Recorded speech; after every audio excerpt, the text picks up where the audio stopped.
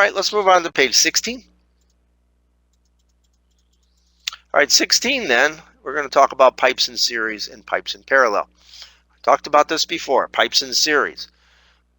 An equation for head loss due to friction, either Darcy-Weisbach or Hazen-Williams. There's one equation.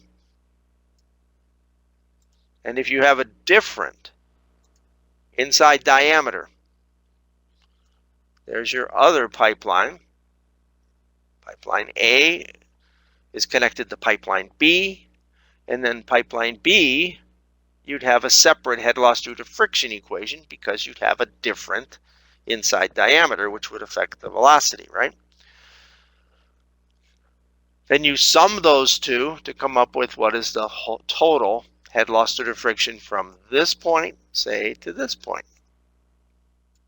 right? Point 2. So let's look at the example. We're going to work on this together in class. So what is the pressure at the end of pipe B? If the beginning of the pipe is 30 psi, and the friction losses in pipes A and B are 4 foot and 2 foot respectively. Okay, so we have 30 psi. We don't like to keep it in psi, right? 30 psi. So what factor would you multiply times 30 to get our units in feet? I'm going to type in the chat area, please. That's right, 2.31. Okay, and then I believe then it should be, is it 69.3? Okay, so A and B respectively, we have 4 foot of head loss here, 2 foot of head loss here. So what the question is, what is the, what is the pressure there?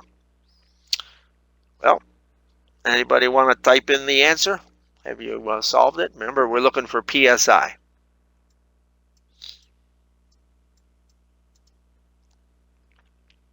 That's right, 27.4. Very good. So it's 69.3 minus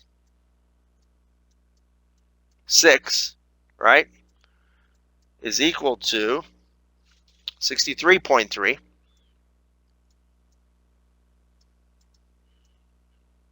And then divide it by 2.31 to get the units into PSI. 2.31 feet per PSI. So 63.3 feet divided by 2.31 feet per PSI will give you your PSI. All right. The answer was 27.4.